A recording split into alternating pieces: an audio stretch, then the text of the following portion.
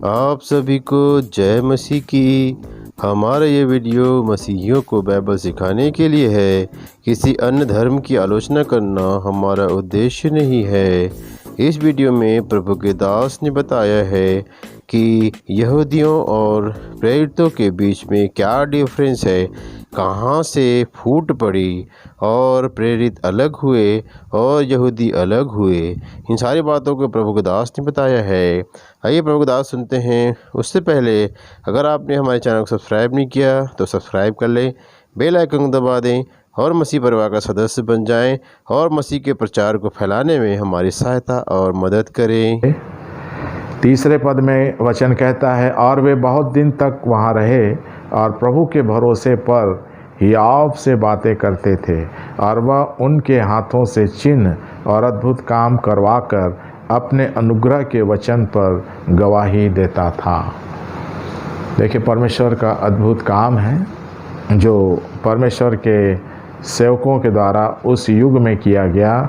प्रारंभ की कलीसिया के युग में यह काम हुआ और यीशु मसीह उनके साथ काम करके लोगों को अपनी ओर फेरता था, और वे बहुत दिन तक वहाँ रहे, कहता है, और प्रभु के भरोसे पर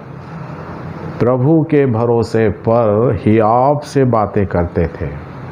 देखिए, आज मुझको और हम सबको भी प्रभु के भरोसे में हियाव से बातें करने का मौका मिला है।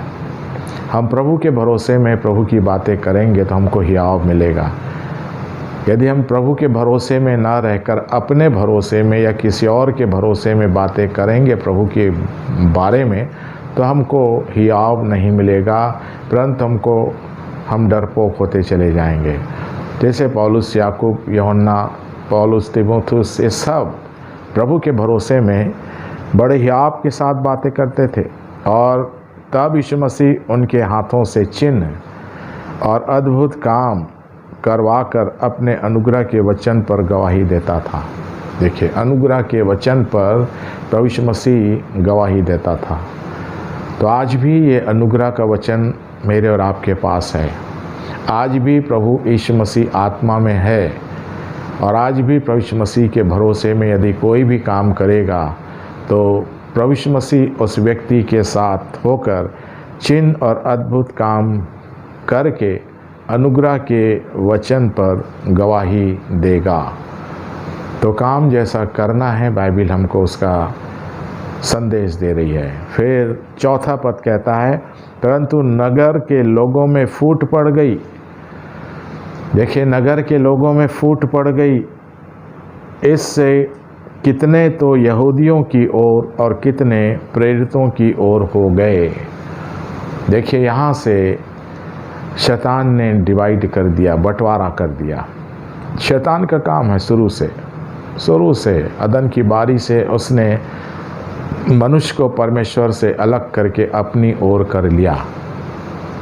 तो आज भी हम देख सकते हैं कि शैतान का काम है कि वो फूट डालता है, और यहाँ पर भी फूट डाला शैतान ने, और कितने लोग यहूदियों की ओर हो गए और कितने लोग प्रेरितों की ओर हो गए।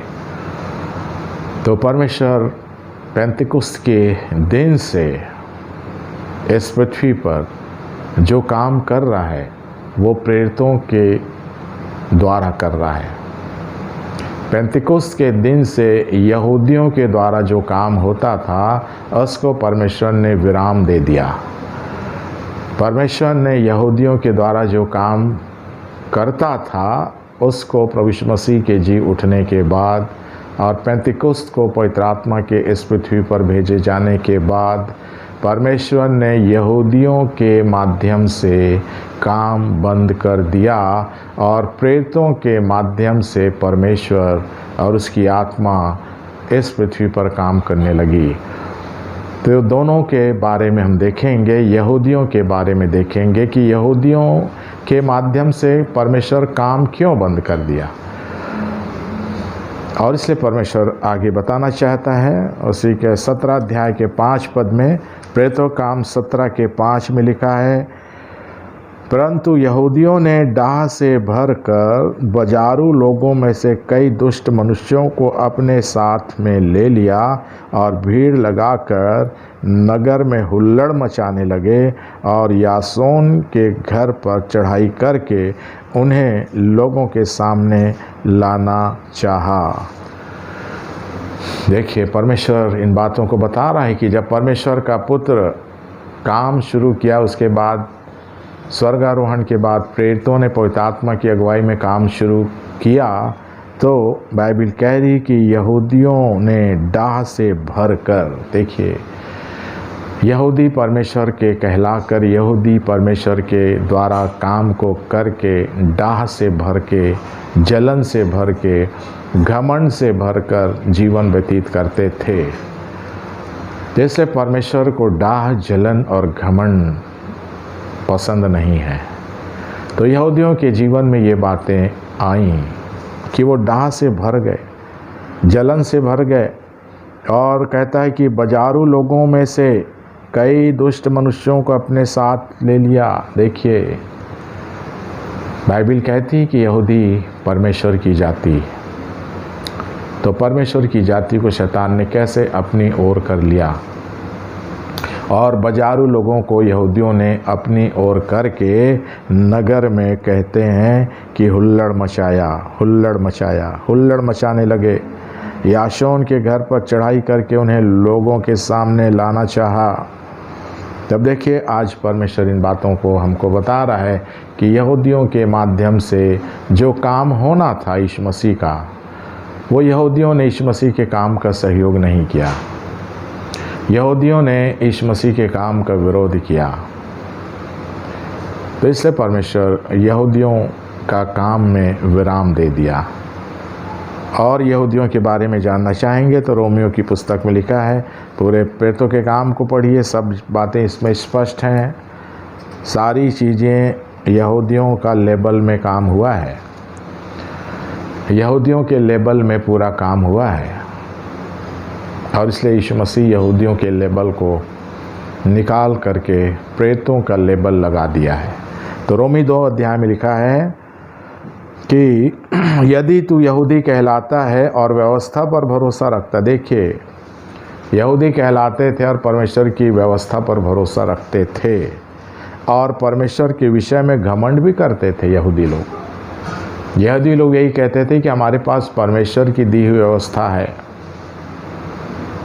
तो इस बात पर यहूदियों के अंदर घमंड आ गया था और उसकी इच्छा जानता। देखिए, यहूदी लोग परमेश्वर की इच्छा को जानते भी थे।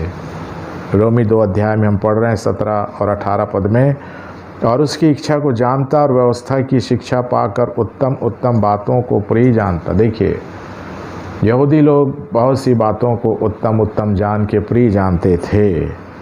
और कहता है 19 पद में, और अपने पर भरोसा रखता है। देखिए, यहूदी लोग धीरे धीरे परमेश्वर से अपना भरोसा अलग करके अपना भरोसा करने लगे। यहूदियों ने अपना भरोसा शुरू कर दिया, जबकि शुरू में परमेश्वर पर भरोसा रखते थे। वो आप पुराने नियम में पढ़ेंगे, यहूदियों का भरोसा परमेश्वर के ऊपर रहता था। वो परमेश्वर पर भरोसा रख के कई राजाओं और उनकी सेनाओं को परमेश्वर पर भरोसा रख के यहूदी लोग हरा देते थे। पर जैसे ही यहूदियों ने परमेश्वर के ऊपर भरोसा ना रखकर अपने ऊपर भरोसा रखने लगे, और कहता है, और अपने ऊपर भरोसा रखता है कि मैं अंधों का अगवा और अंधकार में पड़े हुओं की ज्योति और बुद्धिहीनों का सिखाने वाला। देखिए, यहूदी लोग बुद्धिहीनों को सिखाते थे उस समय, है ना, बुद्धिहीनों को सिखाते थे। परमेश्वर कह रहा है, और कह रहा है कि अंधों का अगवा और अंधकार में पड़े हुओं की ज्योति और बुद्धिहीनों का सिखाने वाला और बालकों का उपदेशक हूँ, और ज्ञान और सत्य का नमूना जो व्यवस्था से मुझे मिला है। सो 21 पद में कहता है, रोमी 2 के 21 में, सो क्या तू जो औरों को सिखाता है अपने आप को नहीं सिखाता? देखिए, यहूदी लोग औरों को सिखाने का काम शुरू कर दिए, पर आप नहीं सीखते थे। ये सारी समस्याएं यहूदियों के जीवन में परमेश्वर ने जब देखा, है ना, कि यहूदी औरों को सिखाते थे पर अपने आप को नहीं सिखाते थे। आज भी मनुष्य दूसरों को सिखाने के लिए बहुत मेहनत करता है, पर मनुष्य अपने आप को सिखाने के लिए कोई ध्यान नहीं देता है। मनुष्य दूसरों को सिखाना चाहता है, दूसरों को धर्म कर्म के बारे में बताना चाहता है, दूसरों को यीशु मसीह के बारे में बताना चाहता है, पर खुद यीशु मसीह के बारे में नहीं जानता है। ये समस्या यहूदियों के जीवन में थी, और कहता है कि अपने आप को नहीं सिखाता, क्या तू जो चोरी ना करने का उपदेश देता है आप ही चोरी करता है। यहूदी लोगों को उपदेश देते थे कि चोरी नहीं करना है, परंतु यहूदी लोग खुद चोरी करते थे। तो आज भी बहुत से लोग दूसरों को उपदेश देते हैं कि चोरी नहीं करना है, ये नहीं करना है, पर उपदेश देने वाला खुद चोरी करता है, उपदेश देने वाला खुद गलत काम करता है, उपदेश देने वाला खुद घमंड करता है, उपदेश देने वाला अपने उपदेश पर भरोसा करता है, वो परमेश्वर पर भरोसा नहीं करता है। तो ये सारे सीक्वेंस यदि मेरे पास है तो बाइबल मुझको यहूदी कहती है, और यहूदी का लेबल परमेश्वर ने उतार दिया। ये काम करने वाले लोगों के जीवन में परमेश्वर अपना लेबल नहीं देता है। यहूदी मतलब परमेश्वर का लेबल है, यहूदी शब्द परमेश्वर का लेबल है वो। तो परमेश्वर का लेबल लेके हम कहीं शैतान का चरित्र तो नहीं बिता रहे हैं, है ना। परमेश्वर के कहला कर कहीं मैं शैतान का चरित्र तो नहीं अपना रहा हूँ। मैं कह रहा हूँ कि मैं परमेश्वर का दास हूँ, पर मेरे स्वभाव में शैतान का स्वभाव है। तो मैं भी परमेश्वर के सामने रिजेक्ट व्यक्ति हूँ। तो मुझको परमेश्वर के सामने सेलेक्ट होना है। तो परमेश्वर के सामने सेलेक्ट होने के लिए कहता है कि पहले तू चोरी करना छोड़, फिर लोगों को चोरी ना करने की शिक्षा देना, है ना। औरों को सिखाता है चोरी नहीं करना, और आप ही चोरी करता है। और क्या तू आप ही चोरी करता है। 22 पद में कहता है, तू जो कहता है व्यभिचार न करना, क्या आप ही व्यभिचार करता है। देखिए, यहूदी लोग कहते थे कि व्यभिचार नहीं करना है भाई, है ना, पराई स्त्री से व्यभिचार नहीं करना है। तो यहूदी लोग व्यभिचार नहीं करना कह के लोगों को शिक्षा देते थे, परंतु वो स्वयं व्यभिचार करते थे। तू जो मूर्तों से घृणा करता है, क्या आप ही मंदिरों को लूटता है। देखिए, यहूदी लोग मूर्तों से घृणा करते थे, परंतु आप ही वे मंदिरों को लूटते थे। अर्थात मंदिरों में जो चढ़ाए हुए दान दक्षिणा, सोना चांदी, रुपए पैसे, खाने पीने की वस्तुएं जो चढ़ाई जाती थी मंदिर में, उसको यहूदी लोग अपना कर लेते थे, लूट लेते थे उसको। तो आज भी वही समस्या है। आज भी धर्म कर्म के नाम से लूटपाट चल रहा है। तो ये लूटपाट करने वालों को दुनिया क्या कहती है, डाकू। इसलिए तो यीशु मसीह जब शरीर में रह के काम कर रहे थे तो यरूशलेम के मंदिर हो गए थे, और वहाँ देखा कि यहाँ पर तो लूटपाट चल रहा है। तब इसलिए यीशु मसीह ने रस्सी का कोड़ा बना करके लोगों के सर्राफों के पीढ़ों को उलट दिया, सामानों को बाहर फेंकवा दिया, और यीशु ने कहा कि तुमने मेरे पिता के घर को डाकुओं का अड्डा और खो बना दियो। देखिए, आज तक वो समस्या बनी है। आज तक धर्म के नाम से जो जगह है पृथ्वी के अंदर, वो डाकुओं की खो है, लूटपाट चल रहा है। तो यहूदी इन कामों को करने लगे थे, जिन कामों को परमेश्वर मना किया था उन्हीं कामों को यहूदी करने लगे थे। इसलिए परमेश्वर ने फिर यहूदियों का जो लेबल, नंबर प्लेट अलग करके उसने प्रेरितों का नंबर प्लेट लगा दिया प्रभु यीशु मसीह के द्वारा। प्रभु यीशु मसीह के द्वारा प्रेरितों का नंबर प्लेट लग गया। तो हम देखते हैं कि एक व्यक्ति प्रेरित कब बनता है ना। प्रेरित बनने से पहले हमको मन फिराना है, प्रभु यीशु मसीह के चेले बनना है, और उसके बाद मसीही बनना है, और मसीही बनने के बाद हमको प्रेरित बनना है। देखिए कितना स्टेप के बाद प्रेरित है। पहला स्टेप मन फिराना। जितनी बुराइयां मैं और आप करते हैं, मन से, वचन से, कर्म से, बोली से, व्यवहार से, देखने से, सुनने से, बोलने से, चलने से, पैर से, हाथ से, मन से, जो भी हम परमेश्वर के वचन के विपरीत चलते हैं, उन सब से परमेश्वर पहले मन फिराने का आदेश देता है। परमेश्वर के पास आने वाले को मन फिराना पड़ता है। बिना मन फिराए हम परमेश्वर के पास नहीं आ सकते। यदि बिना मन फिराए हम परमेश्वर के पास आ गए हैं कहते हैं, तो हम फिर ओरिजिनल परमेश्वर के पास नहीं आए हैं, हम डुप्लीकेट परमेश्वर के पास आ गए हैं। क्योंकि डुप्लीकेट परमेश्वर हमको मन फिराने के लिए नहीं कहता है। जो स्वर्ग से गिरा हुआ स्वर्गदूत है, वो इस पृथ्वी पर डुप्लीकेट परमेश्वर का काम कर रहा है। लिखा है कि वो परमेश्वर बन बैठा है, पर परमेश्वर नहीं है। इसलिए उनको की पुस्तक में पढ़ेंगे आप, वो परमेश्वर बन के बैठा है पर परमेश्वर नहीं है।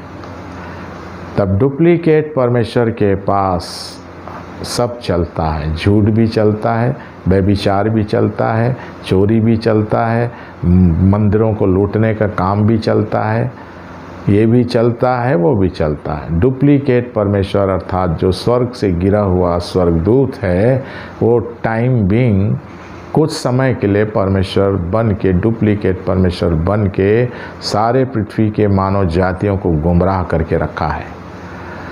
इसलिए प्रभु यीशु मसीह अपने वचन के द्वारा, अपने आत्मा के द्वारा हमारी गुमराही को अलग करना चाहता है।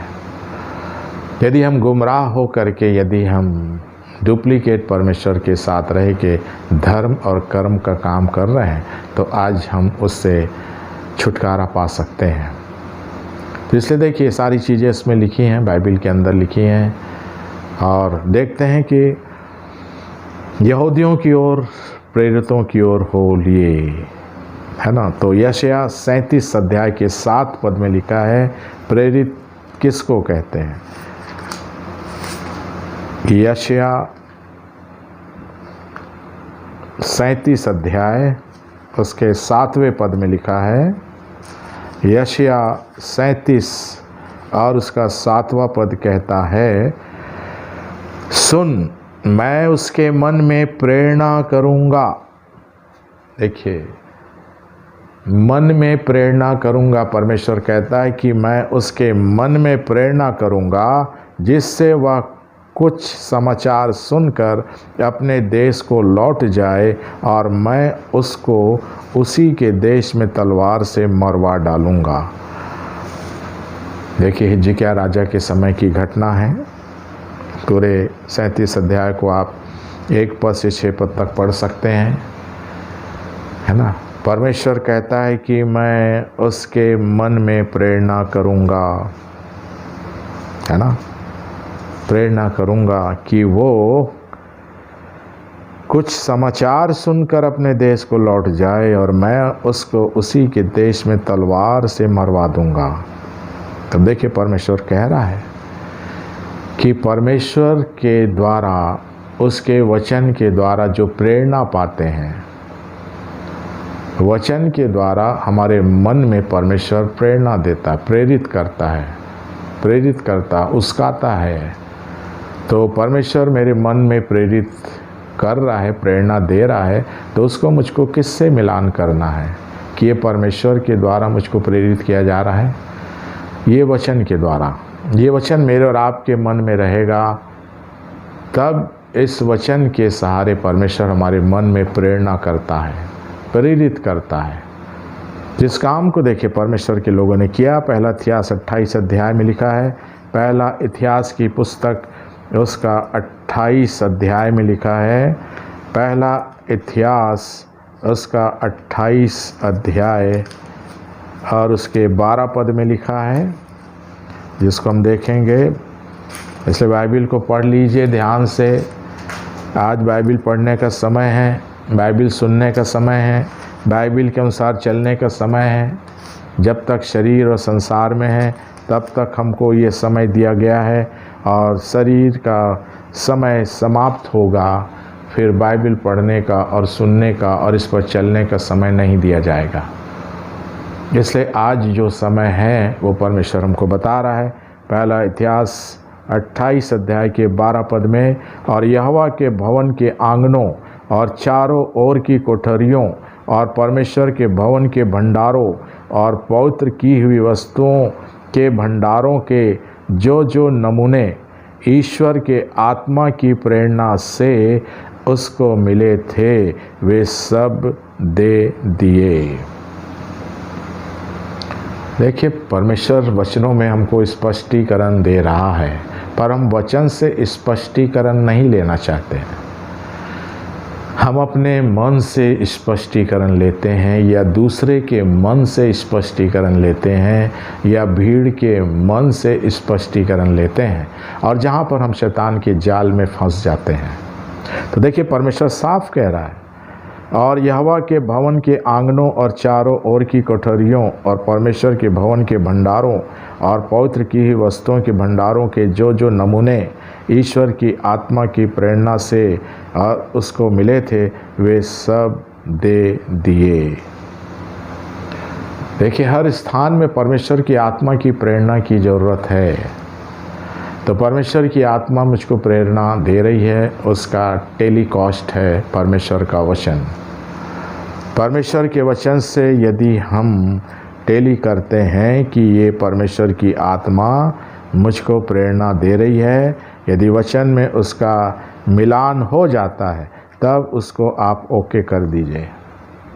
यदि आपके मन में कुछ प्रेरणा आ रही है और यदि वो वचन से नहीं मिलता है, एक अंश भी नहीं मिला, तो समझ लीजिए कि वो परमेश्वर की आत्मा की प्रेरणा नहीं है, वो परमेश्वर के नाम से डुप्लीकेट आत्मा की प्रेरणा है।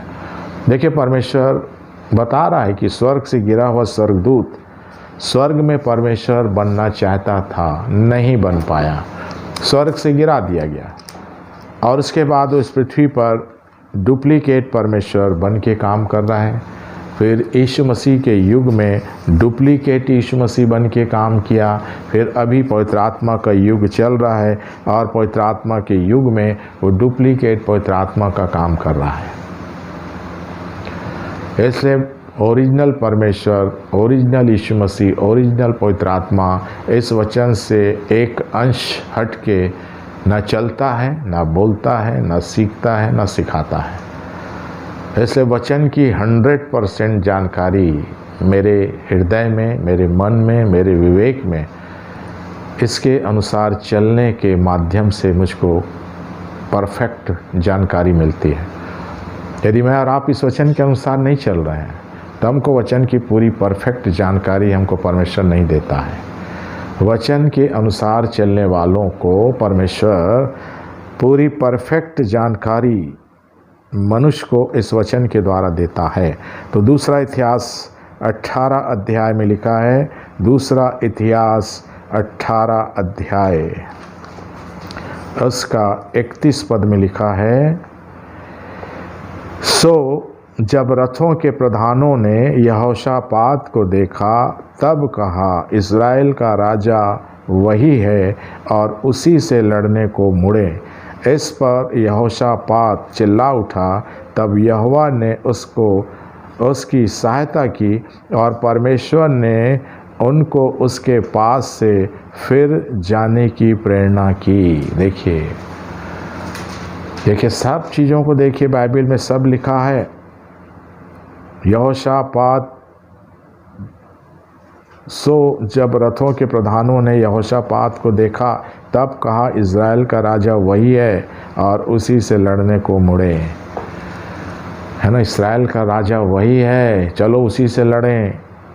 और इस पर यहोशापात चिल्ला उठा। है ना। यहोशापात परमेश्वर को चिल्ला उठा, तब यहोवा ने उसकी सहायता की और परमेश्वर ने उनको उसके पास से फिर जाने की प्रेरणा की। देखिए, यहोशापात परमेश्वर को चिल्लाया और यहोशापात के विरुद्ध जो सेना उसको घात करने के लिए दौड़ रही थी, उसके दुश्मन के मन को परमेश्वर ने प्रेरणा दिया और वे उसके पास से फिर गए। तो देखिए, सारे काम इस पृथ्वी पे परमेश्वर करने के लिए उपलब्ध है। हमको परमेश्वर की प्रेरणा को लेके प्रेरित कहलाना है और ऐसे प्रेरितों के साथ हो लेना है। यहूदियों के साथ हो लेंगे तो यहूदियों के समान रहेंगे। जैसा यहूदी को हमने पढ़ा कि वो डाह से, घमंड से, जलन से भर जाते हैं, किसी के अच्छे काम को देख के जलन से भर जाते हैं और फिर दूसरे को चोरी ना करने की शिक्षा दे के खुद चोरी करते हैं, दूसरे को व्यभिचार मत करो कह के खुद व्यभिचार करते हैं। तो ऐसे लोग यहूदियों की श्रेणी में हैं। तो ऐसे यहूदियों की भीड़ से परमेश्वर उन लोगों को अलग कर दिया और प्रेरितों के झुंड में ले आया। तब देखिए, प्रेरितों के झुंड में आप हैं या यहूदियों के झुंड में हैं। आप किसी भी जाति में हैं, आप यहूदियों के झुंड में हैं। तो परमेश्वर हमको समय रहते हुए यहूदियों के झुंड से निकालकर प्रेरितों के झुंड में लाने का प्रयास कर रहा है। तो प्रेरितों के झुंड में आप हैं या नहीं हैं, ये आपको देखना है, ये मेरे को देखना है। फिर पहला कुरिन्थी 4 अध्याय उसके 9 पद में भी लिखा है। पहला कुरिन्थी 4 अध्याय उसका 9 पद में कह रहा है। पहला कुरिन्थी 4 उसका 9वां पद कहता है, मेरी समझ में परमेश्वर ने हम प्रेरितों को सबके बाद उन लोगों की नाई ठहराया है जिसकी मृत्यु की आज्ञा हो चुकी है, क्योंकि हम जगत और स्वर्गदूतों और मनुष्यों के लिए एक तमाशा ठहरे। देखिए, बाइबल कह रही है कि प्रेरितों के बारे में क्या कह रही है बाइबल। प्रेरितों के विरोध में क्या काम होता है, और इसलिए कह रहा है कि परमेश्वर ने हम प्रेरितों को सबके बाद उन लोगों की नाई ठहराया है जिसकी मृत्यु की आज्ञा हो चुकी है। तो यदि आप यहूदियों में से निकलकर प्रेरितों के झुंड में आएंगे तो आपके लिए यहूदियों की ओर से मृत्यु की आज्ञा दी जाएगी। आपको मृत्यु दंड की आज्ञा दी जाएगी यदि आप अपने यहूदियों के जैसा समाज है, हिंदू, मुस्लिम, सिख, ईसाई के अंदर पूरा यहूदियों का कानून है। यदि बाइबल को देखेंगे तो आपको समझ में आ जाएगा कि हिंदुओं के अंदर, मुस्लिम के अंदर, सिख के अंदर, ईसाइयों के अंदर पूरा यहूदियों का हूबहू कानून है, जिसमें सिखाया जाता है पर चला नहीं जाता। तो इसलिए परमेश्वर कह रहा है कि यहूदियों में से हम निकलकर प्रेरितों के झुंड में आएंगे तो परमेश्वर कह रहा है कि हमको सब के बाद, आज देखिए कि हर एक जाति और धर्म के लोग पहले हमको चाहिए, उनकी अगुवे रहेंगे, हमको पहले चाहिए, है ना। धर्म के अगुवे हैं वो सब बोलते हैं हमको पहले चाहिए, हमारे लिए स्पेशल थाली लाओ, हमारे लिए स्पेशल कुर्सी लगाओ, हमारे लिए स्पेशल लिफाफा दो, है ना। तो परमेश्वर कह रहा है कि यहूदियों के पास ये समस्या रहती है।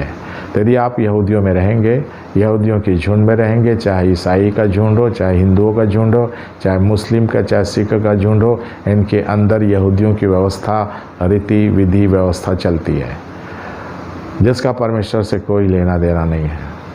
पर प्रेरितों के अंदर जो भी व्यवस्था चलती है वो परमेश्वर के वचन से लेना देना रहता है। प्रेरितों के अंदर परमेश्वर के वचन से एक अंश भी खसकने की हिम्मत नहीं होती प्रेरितों को। तब देखिए, प्रेरित रहेंगे तो हम सबके बाद हम अपना फ़ायदा लेंगे। पहले प्रेरित दूसरों का फ़ायदा कराते हैं, फिर बच गया तो अपना फ़ायदा, या अपना फ़ायदा नहीं भी हुआ तो प्रेरितों को कोई टेंशन नहीं रहता है, ये प्रेरित है। तो ये प्रेरित का जीवन प्रभु यीशु मसीह ने इस पृथ्वी पर जी करके बताया है। फिर पतरस ने, याकूब ने, यूहन्ना ने, पौलुस ने, तीमुथियुस ने, सिलास ने, तीतुस ने, ये सब लोग प्रेरितों का जीवन अपने गुरु के आदर्शों पर चल करके बिताया है। इसलिए कह रहा है कि प्रेरितों के मृत्यु दंड की आज्ञा भी हो चुकी। यदि आप यहूदी भीड़ से निकलेंगे तो आपकी मृत्यु दंड की आज्ञा दी जाती है। मेरी मृत्यु दंड की आज्ञा 17 फरवरी 1987 को हो चुकी है। जैसे किसी मुजरिम को मृत्यु दंड की आज्ञा जज देता है और उसके बाद उसको बंदीगृह में, जेल में रखा जाता है और महीनों दिन बाद, 6 महीने बाद, साल भर बाद फिर उसको फांसी में मृत्यु दंड दिया जाता है। तो ऐसे परमेश्वर कह रहा है कि मैं भी यहूदियों में था, यहूदियों के मत में था, यहूदियों की विचारधाराओं में था और यहूदी मत से मुझको परमेश्वर ने 10 जनवरी 87 की रात को निकाला। तो यहूदियों की ओर से मृत्यु दंड की आज्ञा हो चुकी है। तो इसलिए हमको मृत्यु से कोई डर नहीं, क्योंकि मृत्यु दंड की आज्ञा हो चुकी है। क्योंकि हम शैतान की सेना से बागी हैं, निकले हैं, है ना। शैतान की सेना का अब सहयोग हम नहीं कर रहे हैं, तो इसलिए शैतान हमारा दुश्मन बन जाता है। फिर हमारे लिए मृत्यु दंड की आज्ञा निकाल देता है कि जहाँ भी इसको देखे फायर कर देना, एनकाउंटर कर देना। पर परमेश्वर हमारा शरण स्थान है, परमेश्वर हमारी ढाल है। शैतान को ऐसे एनकाउंटर करने वो नहीं देगा। आज्ञा शैतान दे सकता है, पर बिना परमेश्वर के परमिट के हमको शैतान एनकाउंटर नहीं कर सकता है। दंड की आज्ञा दे सकता है। यदि हम उसके समाज से निकल गए तो हमको वो समाज दंड की आज्ञा दे सकता है, मृत्यु दंड की आज्ञा दे सकता है। पर जब तक परमेश्वर वो समय हमारे लिए निर्धारित नहीं किया है, तब तक किसी को हिम्मत नहीं है कि हमारा एनकाउंटर कर दे। एनकाउंटर तो होना है, क्योंकि मृत्यु दंड की आज्ञा हो चुकी है। हम पहले शैतान के मुजरिम थे, परमेश्वर के मुजरिम थे, अब शैतान के मुजरिम हैं। तो परमेश्वर अपने मुजरिमों को आग की झील की सज़ा देता है और शैतान अपने मुजरिमों को इस पृथ्वी पर शरीर के घात की सज़ा देता है। बस परमेश्वर के मुजरिमों को शरीर और आत्मा दोनों की घात की सज़ा दी जाती है, परंतु शैतान के मुजरिमों को केवल शरीर के घात की सज़ा दी जाती है।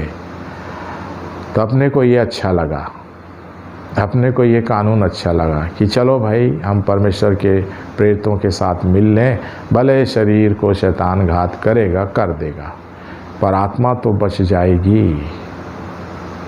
तो आत्मा को बचाने का सिलसिला क्या आपने अपने जीवन में लागू किया कि शरीर को बचाने के चक्कर में ही हम अपने आत्मा को परमात्मा से घात कराने के लिए तुले हुए हैं? किस कंडीशन में है मैं और आप? तो इन वचनों के द्वारा परमेश्वर हम सबकी सहायता करे कि सारी बातें हैं। परमेश्वर कहता है कि हम जगत में और स्वर्गदूतों और मनुष्यों के लिए एक तमाशा ठहरे हैं, है ना। प्रेरित लोग एक तमाशा के रूप में लोगों के सामने ठहरते हैं, पर हम तमाशा नहीं हैं। लोग हमको तमाशा करने वाला कहते हैं, परंतु हम तमाशा करने वाले नहीं हैं।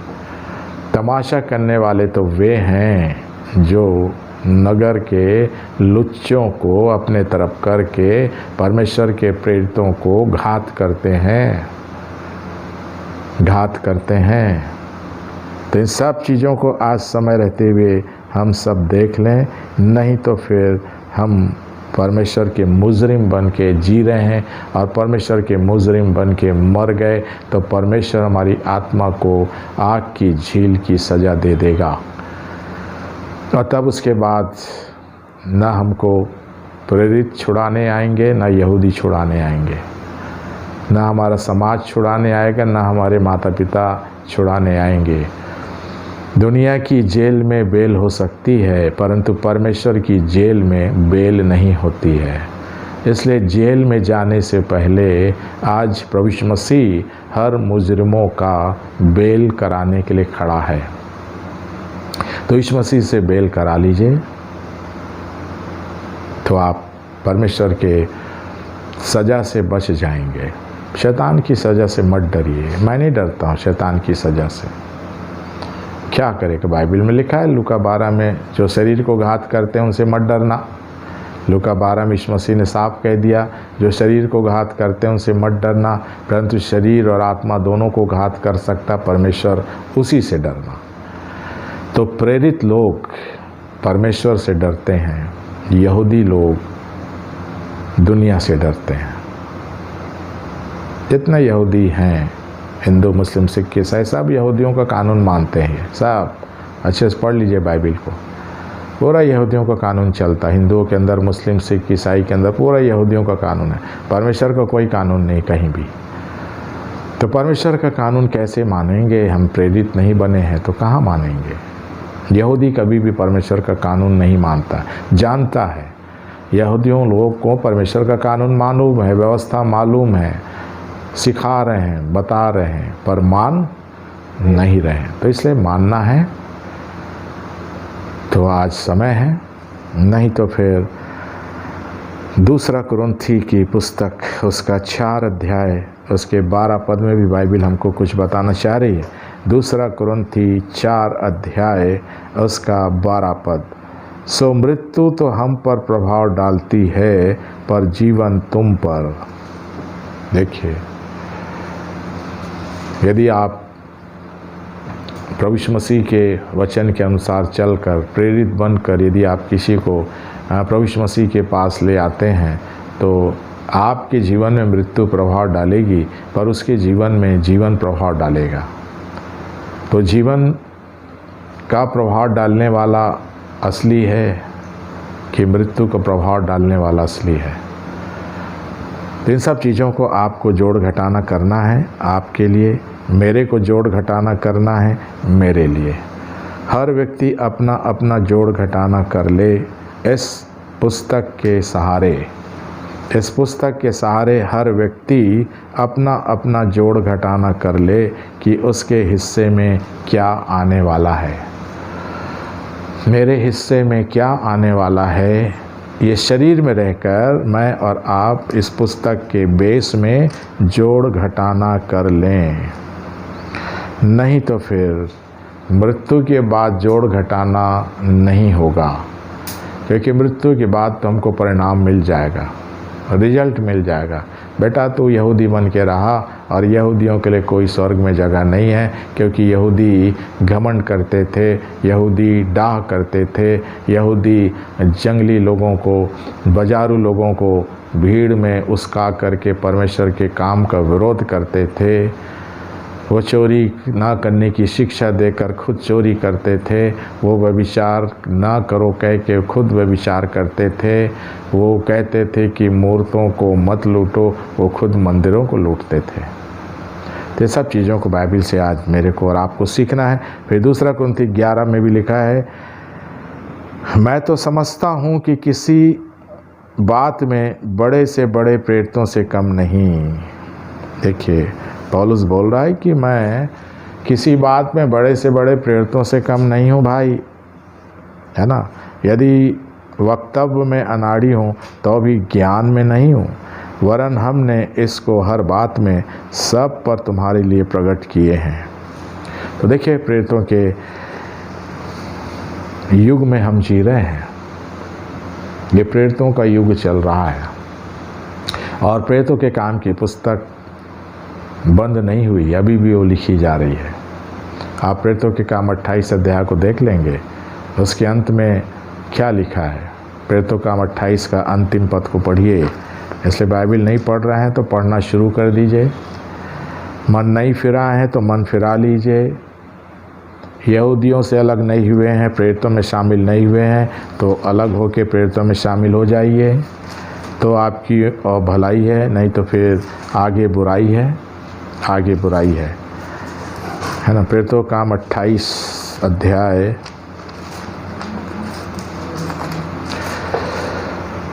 तो उसका 30 और 31 पद को देखेंगे। 28 का प्रेरितों का 28 का 30 31। और वह पूरे 2 वर्ष अपने भाड़े के घर में रहा।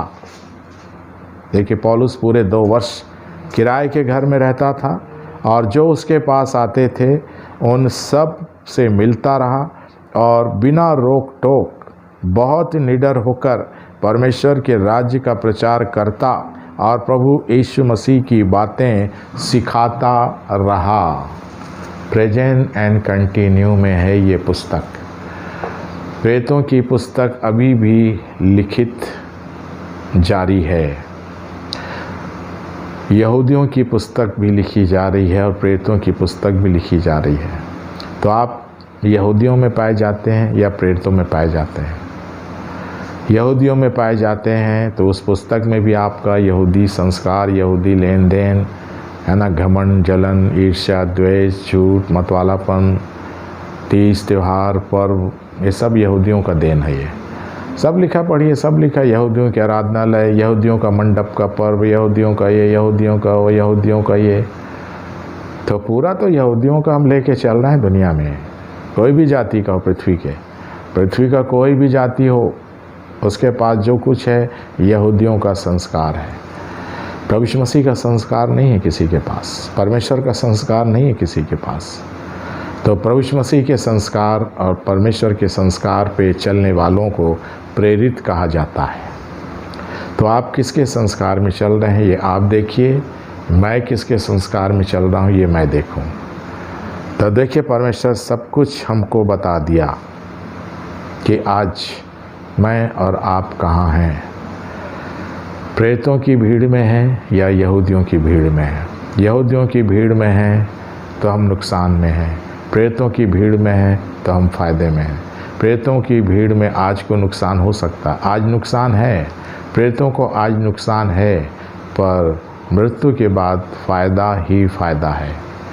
यहूदियों को आज फ़ायदा है परंतु मृत्यु के बाद उनको नुकसान ही नुकसान है।